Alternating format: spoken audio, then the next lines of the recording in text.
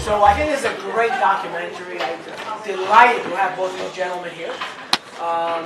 So basically, I mean, I think in a way the documentary builds some of your life story, but I just want to give more like specific things that were perhaps not in the documentary regarding your, how did you come about to work in your project, on your time, on the research project. Well, before we go into that, I want to make some acknowledgement. Okay. I want to thank you, Dan, for having, showing it here, screening it. It's really, something we really appreciate. The other is I want to give a special thanks to the director, Jay Schill. Absolutely. Because he was the one who put this all together to make the work of art that you saw. And that's important for everyone to realize. And one of the things that I think is important to understand, because of the way in which Jay does this, not only this but in other documentaries, is the skill in using music.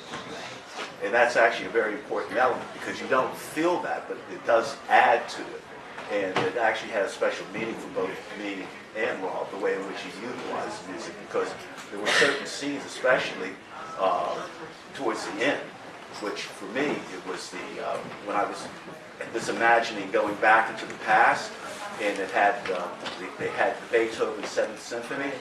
I didn't suggest that to Jay initially, but that was one of my father's and one of my favorite pieces of music. My father loved classical music, but I had never mentioned that to Jay. So when I saw it, the first time I saw it, it really surprised me. And Rob, you could mention, yeah, there was a lot of synchronicity going on during this production. It was pretty. There was a lot of synchronicity going on during this production.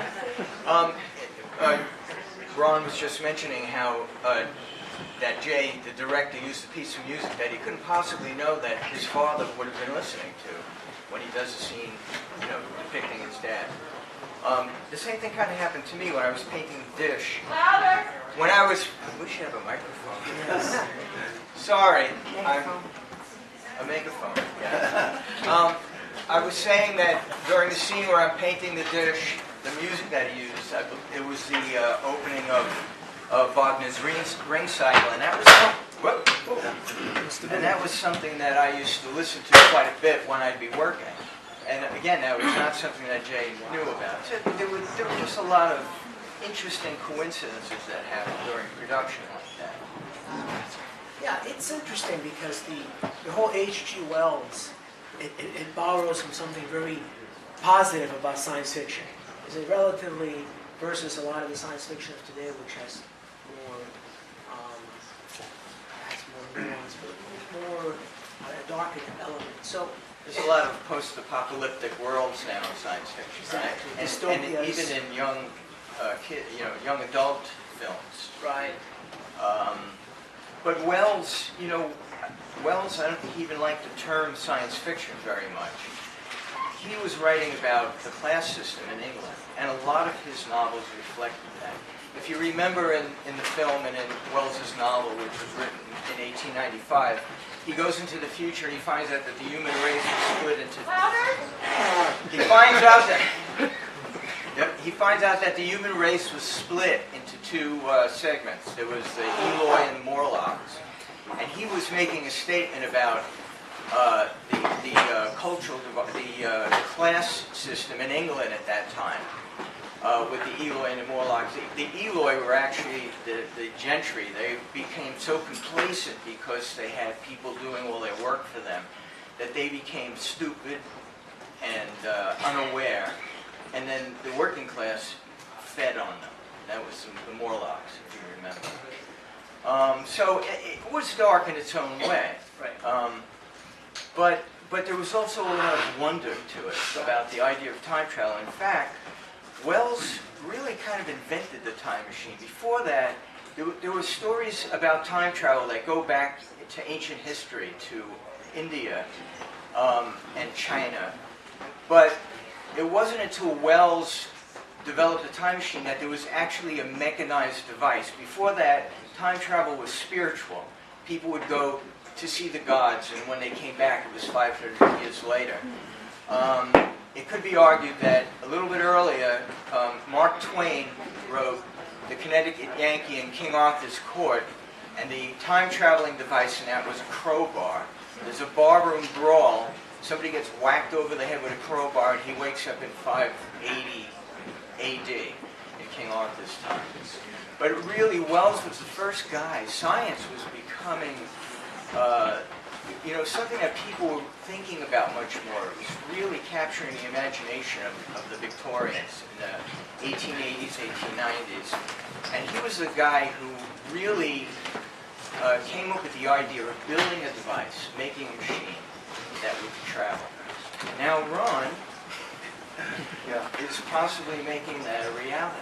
In fact, one of the things that Rob just emphasized, that was extremely important to me, because the thing is that for me, it was the fact that it was a machine. Okay. When I first encountered it was in terms of the Classics Illustrated rather than the movie. Okay.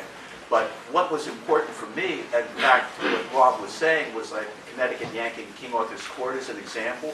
It happens by some accident happening, and some other things. The person gets struck by lightning. But here, for me, which was important because of my father. My father was a television repairman. That actually sets the stage for me. I was used to the fact that he fixed things. He put things together like television sets. So the notion that when I first encountered this was that you could build something, you could actually do something, physical.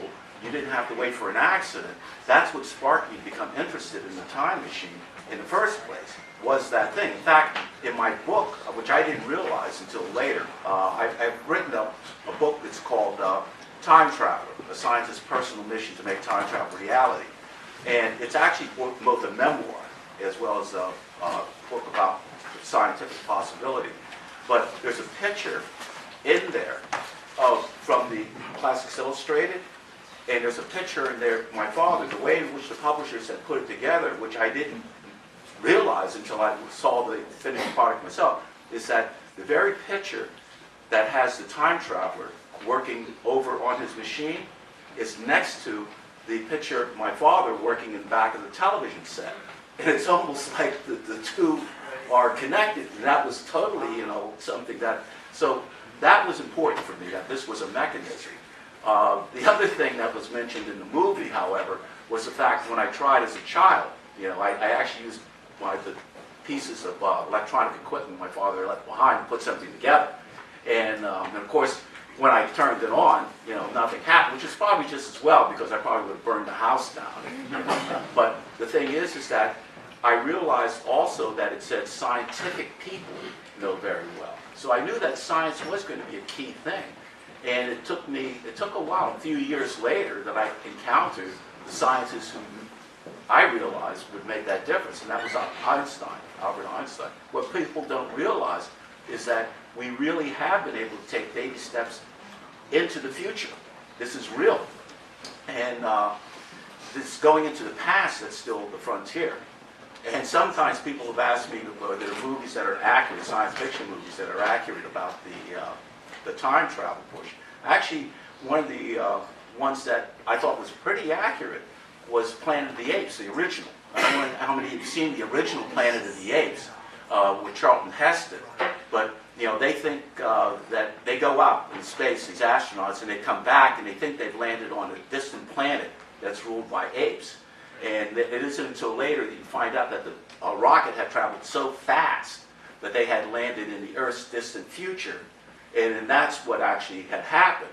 So that portion was real. And even more recent movies like Interstellar get a lot of the physics right. But there is a real scientific basis for the possibility of time travel. And that was one of the things that inspired me to go on. It was a very long journey. I'm not going to go into it all here. If you're interested, I actually have copies of the book available for book signing later on. But the thing is that was really the beginning of the real journey for me into trying to understand the real science behind it. And there is real science behind it. Yeah, it seems almost that one thing I noticed as we're talking right now, there's a certain patterns that are emerging in terms of in the time machine versus your system, how to your circular light. The issue of a vortex, of creating a vortex and moving things in a circle. as almost something almost magical, or that may be hinting at a pattern that we're yet to fully exploit. A lot of the time machines that I've seen in literature, we've seen in literature and in movies, involve some sort of circular movement. And yeah, that's an important thing, because one of the things that I realized that in fact encouraged me when I was trying to understand more about Einstein's attempts was, and I should mention that the two theories, one, the special theory of relativity, to put it in a nutshell, the special theory of relativity says the faster you move, the more time slows down. And when I'm talking about time, I'm talking about your heart supply, for example. That means the faster you move, the more your heart rate would slow down. Now, when I say that happens, you wouldn't know that's happening because you're the one who's moving fast. It's like when you're in your car going 60 miles an hour, you don't feel like you're moving that way. But if you were in a rocket that was traveling fast enough, you wouldn't notice that your heart rate was slowing down, but people who were watching you would. You would age less. That means that when you stop, you would actually find yourself in the future, in a sense, because everyone else would have moved on. What I was interested in was just not only traveling into the future, which is something that Rob was more interested in, but traveling into the past.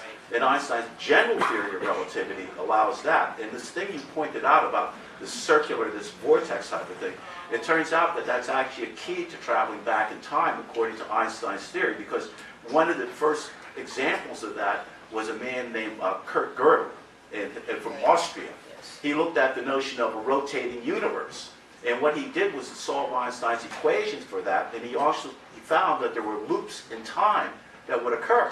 Gödel was actually a close friend of Einstein at the Institute for Advanced Study in Princeton, and so Einstein, he had a chance for Einstein to actually know about his work and critique it, and Einstein actually took what he did seriously.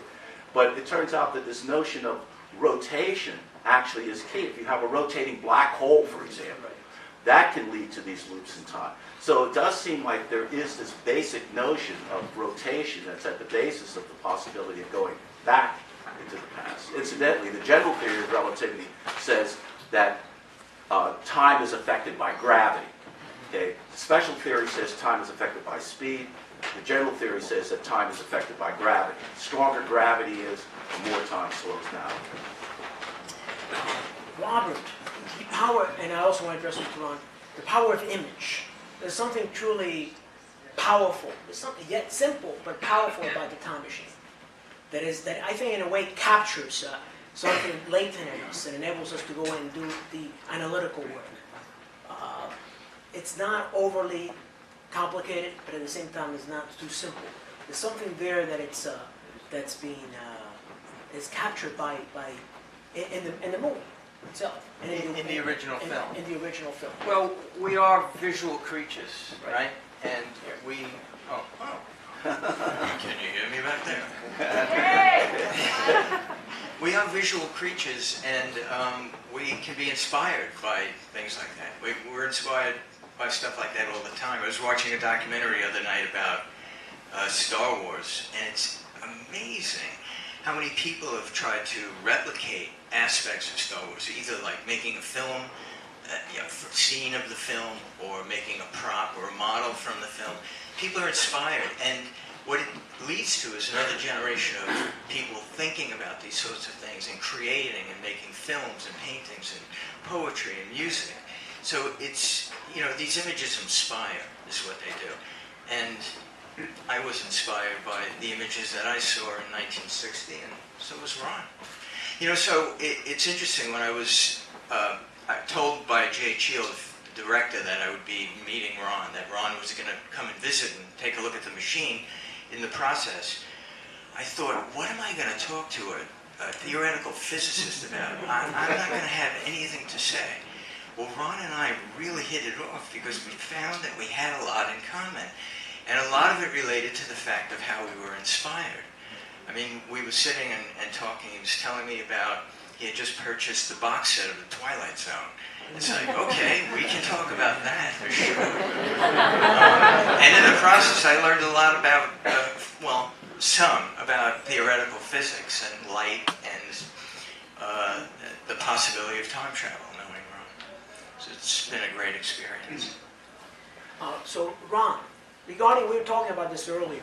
See, there are some people out there who will say, well, time travel is just not possible because we need so much energy to go back in time. You'll find that in History Channel. But I think that this is a little bit biased. So I was talking to Ron about it. So let's, Ron, can you just give us like a little mini synopsis of where the logic fails or collapses? Yeah. Well, the thing is that trying to go into the future doesn't pose a problem because you just have to go fast enough. And as I said, we've been able to demonstrate that. Going back into the past is a little bit harder because what we have to do is to create a special type of gravitational field that can twist space and then eventually twist time. The problem with that is the fact that the twisting of space, which is what we're working on right now, at least theoretically, we're trying to get the funding for that experimentally, that's within the realm of what we can do technologically. When it comes to twisting time, which first space has to be twisted strongly enough to twist time. And normally when I say twisting time, by the way, you can think of an analogy. If I had a piece of paper, I would be able to do it, but let's just say that you imagine right. Great, thank you.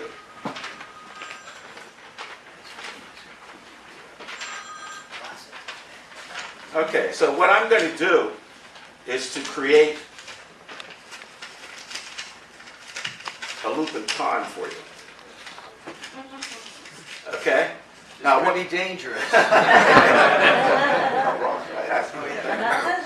All right, so what I'm going to do on this is to, can you hear me back there without the mic?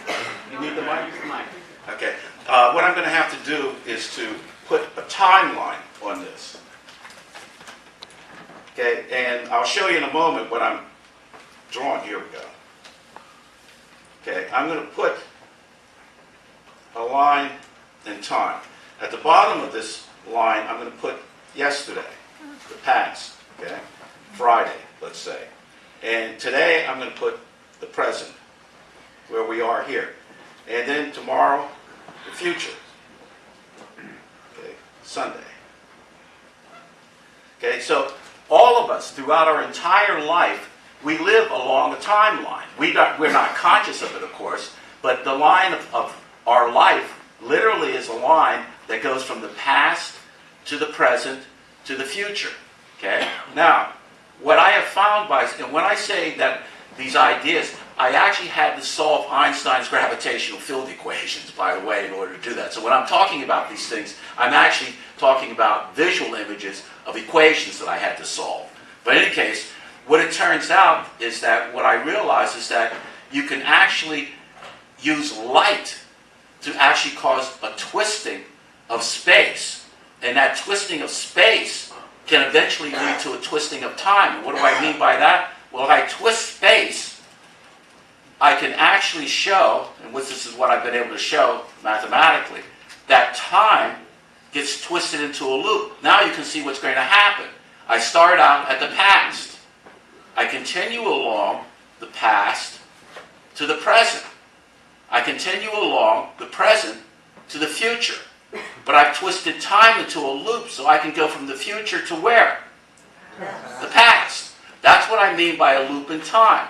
And that's actually based on the solution of Einstein's equations that I was able to find. So by twisting space with light, I can twist time into a loop. Now, the twisting of the time portion of it, that is what requires an enormous amount of energy. And if you just look at it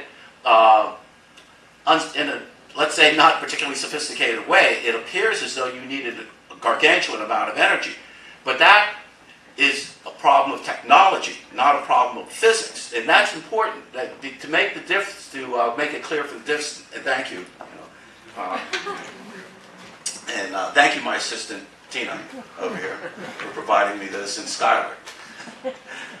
Now, the thing is that, what do I mean by the difference between the physics and the technology? That's very, very important because sometimes people don't make that distinction. I'm a theoretical physicist. I'm not an experimental physicist. Einstein was a theoretical physicist. He was not an experimenter. He came up with the basic equation, which you see on my tie, equals mc squared. But Einstein did not develop nuclear reactors or the atomic bomb. Okay? He didn't come close to those things in his work. Okay? He developed the equation. Now, the thing is that after Einstein, and you remember that this equation equals mc squared says that m, which is matter, is equivalent to a certain amount of energy. The c in here stands for the speed of light. And since the speed of light, it says c squared, that means that the speed of light is multiplied times itself. The speed of light is a huge number, so if you multiply it times itself, and you multiply that times matter, that means you can have a teeny amount of matter that'll give you an enormous amount of energy. In other words, for example, a penny, if you could convert all of that matter and a penny into energy, you could run New York City for a month. Okay? So, but the question is how to do that. An engineer actually came up to Einstein after a lecture and actually mentioned to Einstein, you know, your equation actually implies that we could use this for power generation. We could use a little bit of matter and convert it. Einstein was actually skeptical that that could be done at the time. Why? Because technologically it wasn't clear how to do that. It wasn't until another development came along, which you've heard of, called quantum mechanics.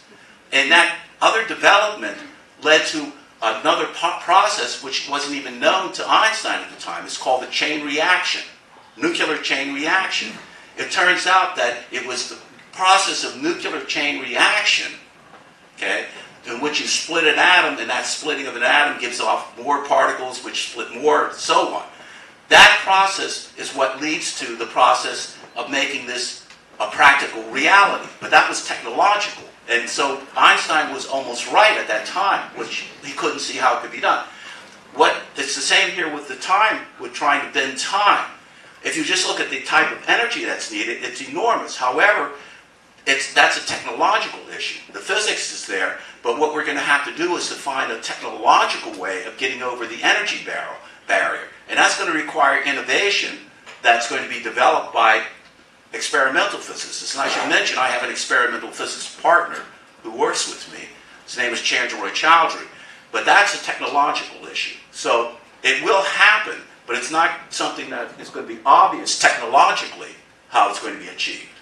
And I guess that's one point that a lot of physicists sometimes miss, the engineering elements. That's right. So you have well, theoretically this is not possible. You need 10 to the 16th gigs of energy to make it happen, but from an engineering principle, that could very well be much smaller. That's right. And exactly right. This could be an instance where if you build, which I'm sure you will, the first time machine, that then this could actually impact the theoretical frameworks. That's right. Upon which we are working with. That's right. You know, technology and physics work back and forth. I mean, the thing is that sometimes certain things that we did in physics weren't even possible to be discovered because the technology wasn't available for the discovery.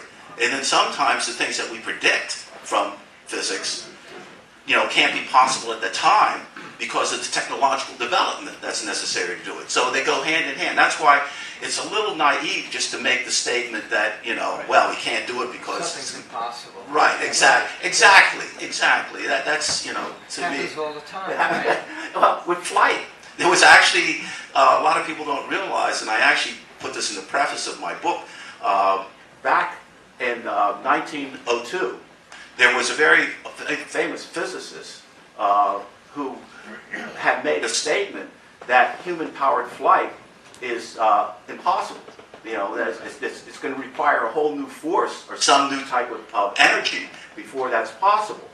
And his name was Simon Newcomb, and he was actually a professor at Johns Hopkins. And he made this in 1902. And of course, everyone knows that a year later, in 1903, the Wright brothers took to the sky. So one has to be careful in making, you know, statements. Absolutely. So, Rob, in terms of your work, is it absolutely finished? Is that time machine done? Or is there more pieces that you think you would like to add? I completed the project in 2015, and I'm still working on it.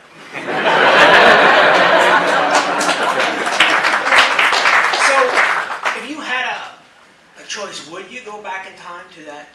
There was a period in time that you would go back to. Which period would you? You know, I think I mentioned in the film, we romanticize the past, Right. don't we? And I do too. So, 1920s New York City, I would love to check that out. Just prior to the crash. We don't need to go there, but, you know, it was a vibrant, you know, it was the big city in the world. It was where art was happening, and music, and the flappers, and it was great. And you want to go further back, then you have to go to Paris. Have you seen Woody Allen's film, Midnight in Paris? Oh, it's wonderful because it talks about romanticizing the past. And ultimately it says, you should live where you are because the past is not as wonderful as you think it was. And Ron? Well, of course, for me, it's obvious. I mean, it would be to go back and see my father again and tell him, you know, what was going to happen and save his life. But besides that, I would like to go back and see, you know, certain things in the past. I mean, I love music, and I would love to see Chopin actually performing, you know.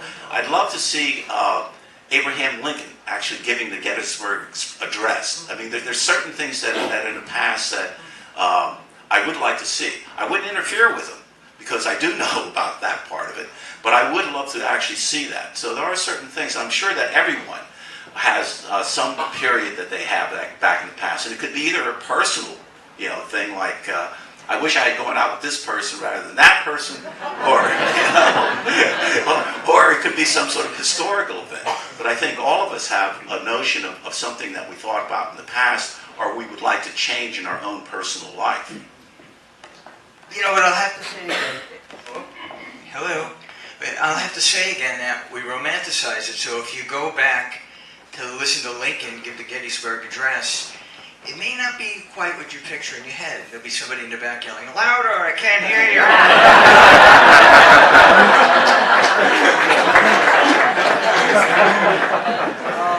In terms of future developments, Ron, can you just like give us a little bit of a briefer what, you know, what's coming down the pike in maybe the next couple of years? Yeah, thanks, Dan. Part of it has to do with financing. I mean, because these projects, any scientific project, actually takes an enormous amount of funding. What people don't realize, and I have to mention, I'm a big fan of science fiction movies, and Back to the Future is one of my favorite movies. However, the thing is that, just to give you an example of what you, maybe a part of you, maybe many of you have heard of the sort of, it's called the Large Hadron Collider in CERN in Switzerland. It's a device in which we smash subatomic particles together with enough energy to create other particles. That's actually reading this equation in reverse. If you have enough energy, you can actually create matter.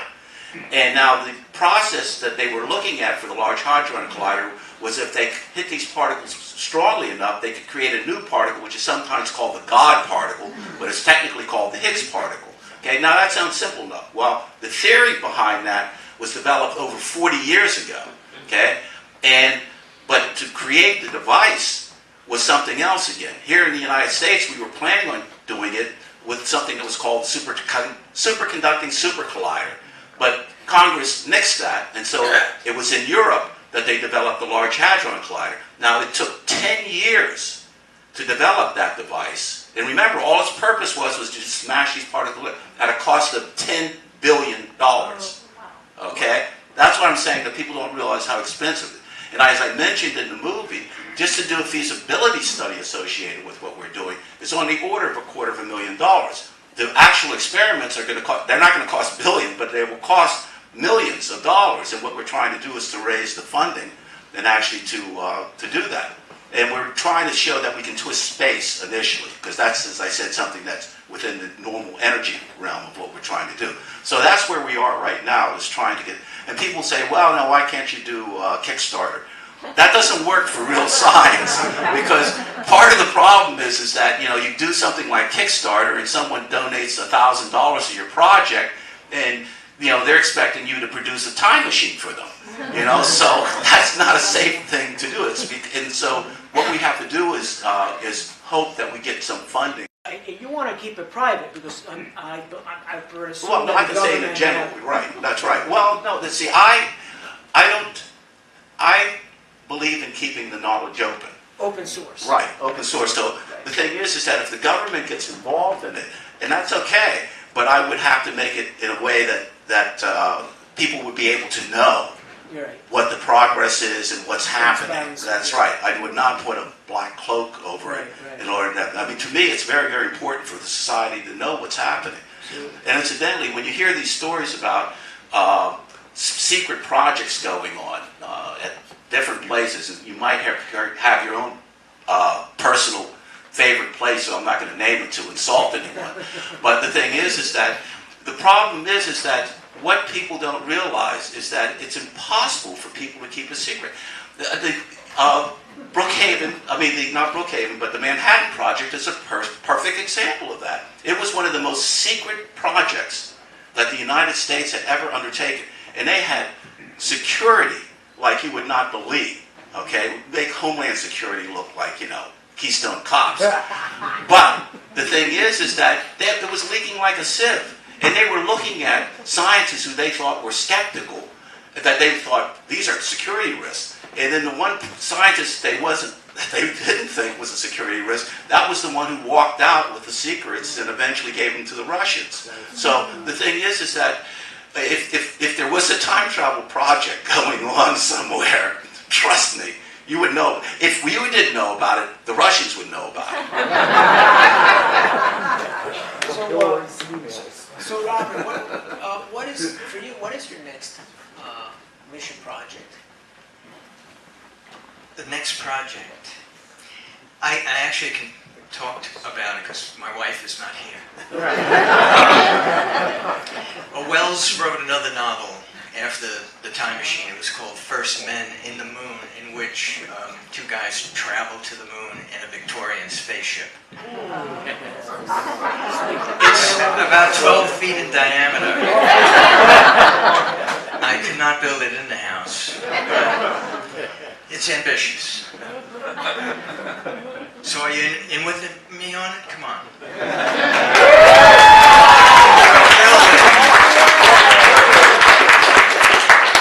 We'll see. We'll have to talk to Sally about it.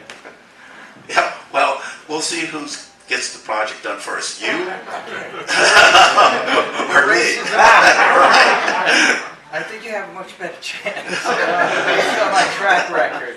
Yeah. Now, one of the things that I wanted to add, because I think it's very important and underlies everything that we've been talking about, and it actually goes back to whenever Brad Jones was here, and I think that was very moving, the piece. But what was emphasized there was the importance of imagination. And I want to mention that one of my favorite sayings by Einstein, and this is that imagination is more important than knowledge. Knowledge is limited, but imagination encircles the world. And what Einstein meant by that was not that we don't need knowledge, but it's our imagination, it's our curiosity that inspires us to acquire the knowledge. And that's called the dreaming, the imagination. Why is it that the lightning is always causing fire? Can't I do that? Just a simple thing from that to what we do now. We fly. The birds can fly. Why can't we? So this notion of imagination is extremely important, and it's the things that underlies both what Rob has been doing and what I've been doing for my whole life. So now I want to just open the floor to the audience. I think I already saw a hand, and that's very fast. Over there, all the way out there. I was wondering whether any of you had seen the documentary Tim's Vermeer and thought of there being any similarities. Very interesting and very observant. The director, Jay Chio, it's one of his favorite films, and actually he saw the film while we were in production, and it convinced him that he could show process. So the stuff with me in the garage, spinning a piece of metal or painting the dish, he was not certain he wanted to do that. He thought that he might lose the audience doing that. But when he saw Tim's Vermeer, he was convinced that the audience could get very interested in the process. because that's what they do in Tim's Vermeer. They go into some detail of exactly how the painting is done. And so, yeah, that film affected the director's choices. I was also thinking about the theme. He reinvented an invention that had been lost and recreated a painting that is locked away in the Queen's treasure room or whatever, where nobody can see it. And you guys are making time machines, and he went back in time in his own way. Yeah, he decided that Vermeer used optical devices to create his paintings. And to prove that, he was doing the same thing. And it seemed to be somewhat conclusive that it was in fact true. It's a good film. You should check it out. Tim's Vermeer. Yes. I There you enjoyed go. where you were seeing various processes for the first time when you were commenting on the color being not quite right. 4 times in a row, it was obviously the first reaction of someone seeing it for the first time, that process that you were mentioning. Beautiful. You had a question? Yes. I'm sorry I came late, so I actually didn't see the film, but I'm really fascinated by this conversation. And I wanted to ask you, is that if you were able to travel back in time and you were able to change an outcome, let's say what you mentioned, like let's say there was a lover and you decided to be with that lover instead of leaving him. Let's just say that. So how does that affect the future and also the idea of multiple realities? I wanted to ask you about that. Ron, you want to talk about the grandfather paradox? That was actually discussed during the movie. It was called the grandfather paradox, and that is to say, if you can go back into the past, going into the future, there's no paradox. But if you go back into the past and, for instance, prevent your grandparents from meeting each other, okay, then they don't have your parents, and if they don't have your parents don't have you. So how could you go back in time to prevent your grandparents from meeting each other? That's called the grandfather paradox. And that's actually a very important one. One of the things that wasn't discussed in the movie, which I think should have been, but we didn't get into it, was the fact that that is a paradox unless you take into account the other foundation of physics. And I brought this up, the 2 foundations or roots of modern physics are relativity. The other one is quantum mechanics, quantum theory. Okay? Everything that was talked about here was in terms of what's known as classical relativity. It doesn't involve quantum. Quantum mechanics, however, is a very strange thing. Incidentally, even though it's called quantum theory, it's behind the technology behind it is behind everything that you have. Your cell phones, your personal computers, all of these things work because of quantum theory. Okay? So it's real. And in fact, the periodic table that all of us remember from high school exists because of that. The thing is that quantum mechanics is very strange because it says that you cannot predict exactly what's going to happen next. You can only predict the probability of what's going to happen next. And there was a physicist back in 1957 in Princeton. His name was Hugh Everett III. And what Everett was trying to do was to apply quantum mechanics to the universe as a whole. Okay, not to just simply systems within the universe, but to the whole universe. And what he found was the following strange thing. He found that whenever there's an outcome, 2 possibilities of an outcome, both of those possibilities will occur, but in different universes. Let me give you a simple example. Suppose that today you were trying to decide between having, and I always, now that I have some friends who are vegans, I mix it up. I say, you're probably thinking of having a cheeseburger or a vegetarian chili. Okay? Now, the thing is that at that moment, there's a split of the universe. There is a universe in which you've got the cheeseburger. There's another separate universe where you got the vegetarian chili. Okay? Now, they don't know about each other. They're in separate please, and this has to do with any simple decision. And it doesn't have to do with human beings. In other words, if an electron has a possibility of going path A or path B, there will actually be a split of the universe. And the electron there will be a universe in which the electron goes along path A, and another in which, and you don't know about it. Okay, if you're you actually split with that universe. Now, the thing is that what this means is that for every decision that we make, it's being played out in all these other universes. Now, I always think that could lead to an interesting philosophy of life, because it means no matter what I do in this universe, I know in some universe I got it right. Okay? But the thing is that now, what this has to do with time travel is that more recently, a physicist in Oxford University, David Deutsch, applied this notion of parallel universes, okay, to time travel. And when he worked out the mathematics, what he found is that when you go back into the past, there would be, when you arrive in the past, there would actually be a split. There would be a universe that you arrive in that would be a parallel universe. That parallel universe would be different. It's not the universe you came from. So in that universe, you could prevent your grandparents from meeting each other. But you would just find yourself in a universe in which you were never born. But that's okay, because that's not your universe. Remember I said there was a split, though. The other path is you wouldn't arrive in that one. So that universe that you don't arrive in, your parents, your grandparents meet each other, have your parents have you. So the thing is that it resolves the paradox, because it says that when you travel back into the past you arrive in is not the past you came from.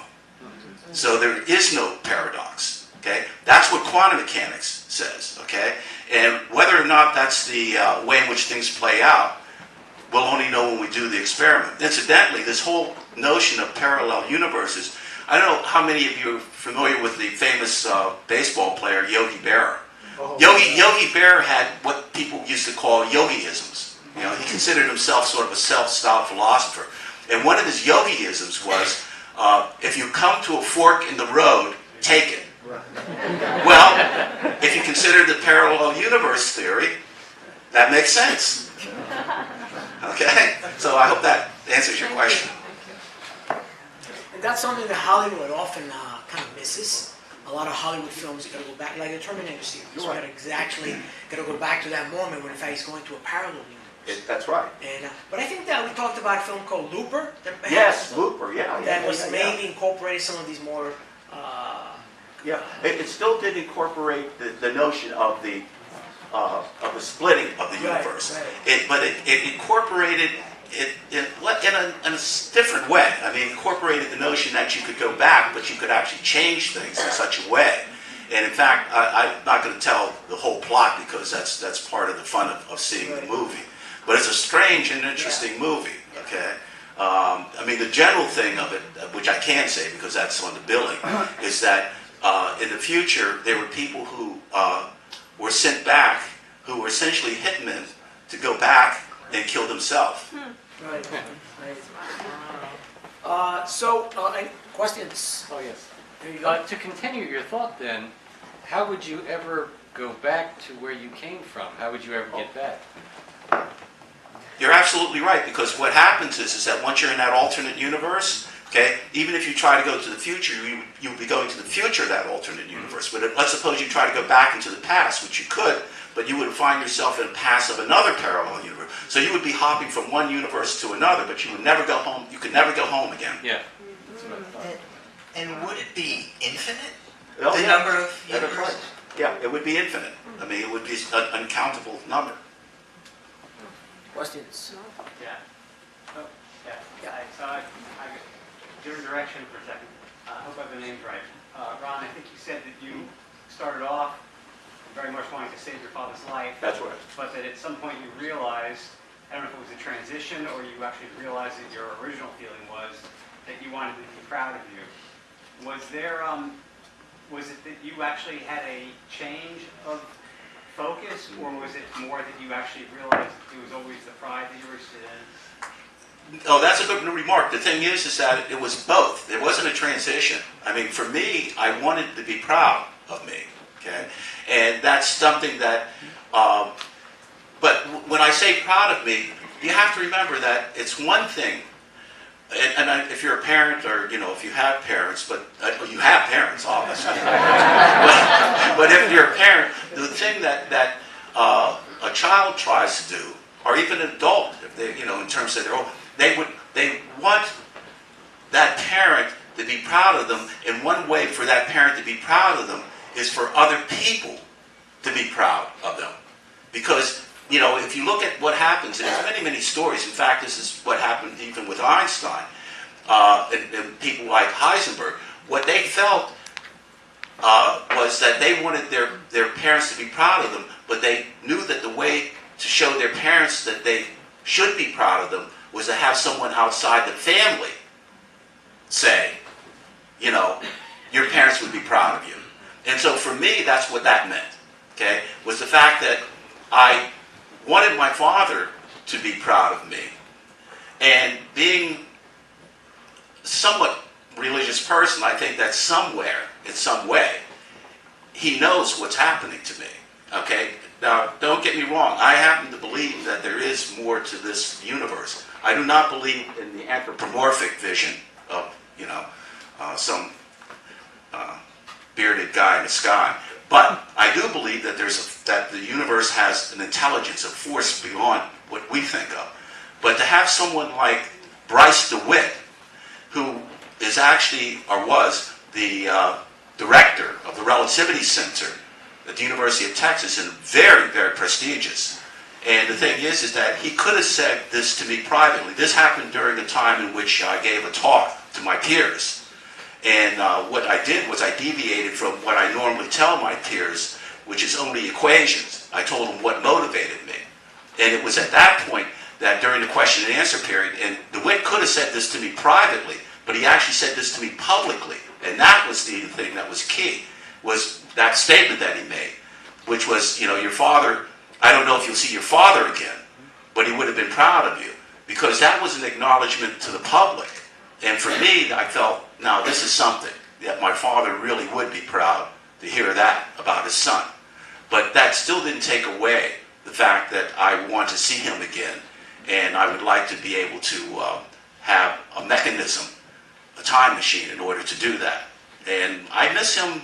They talk about, getting over things. But I miss my father as much now as I did decades ago when he passed away. And I think I will for the rest of my life. Thanks.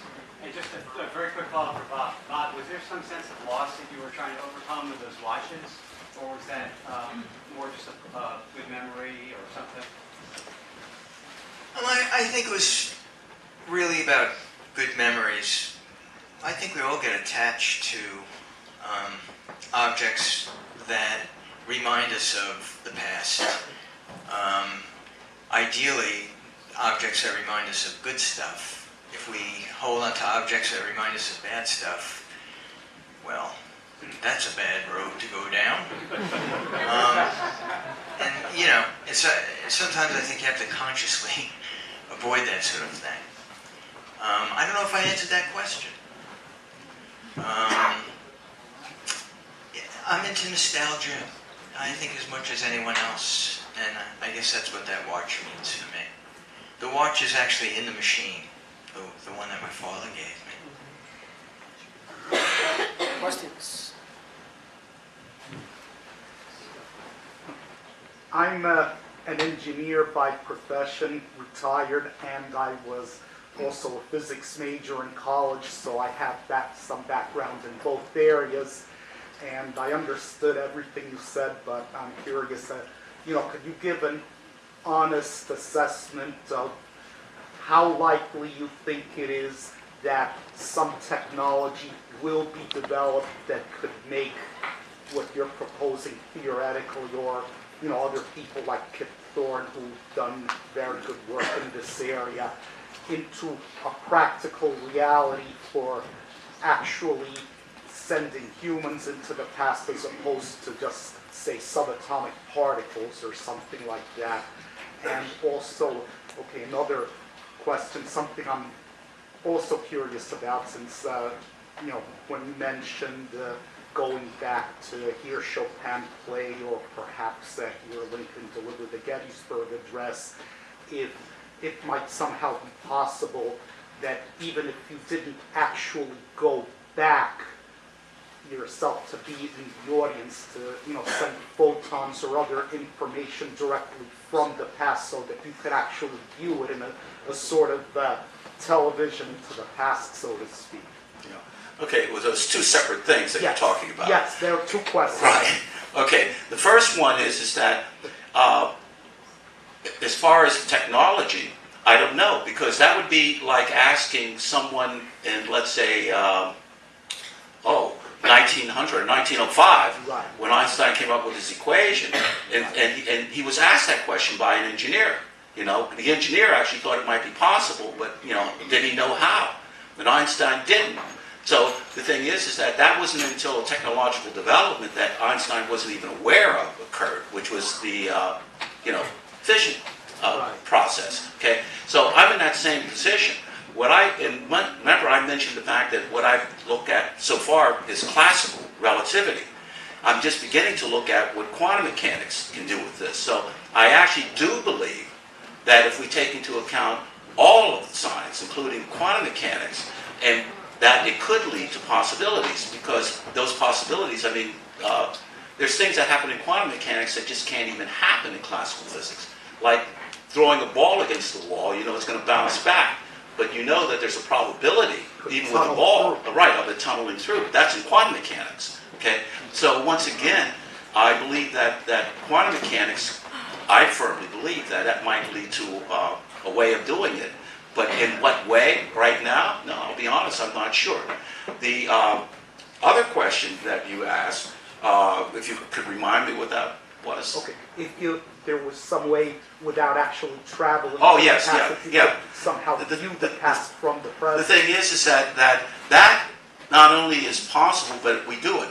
Because remember that when you look out into the night sky, yes, right, we are actually seeing the past. Even when you look at the sun, the sun is 93 million miles away from us, and it takes 8 minutes for that light to get to us. So throughout our entire life, we never see the sun the way it really is, but only the way it was 8 minutes ago. And when we're looking out into space right now, we're actually seeing light from stars that may not even exist anymore, because we're looking into distant past. I don't know if it has any, consolation for people who have their favorite TV show, but somewhere in the universe, people who are looking back here at the Earth and can see the light, they're actually being able to see I Love Lucy from where they are. Okay. We have time for one more question. There you go. My question is, what do you think would happen if, while you're traveling into the past or the future, what do you think would happen? Would you be stretched out? Would it feel hot? Would it feel cold? That shows. The thing is that, remember when I was saying if you're traveling fast enough, time slows down for you, but you don't feel it. Someone who's watching you, they would actually see your heart rate starting getting slower, but you inside the rocket wouldn't feel anything strange at all.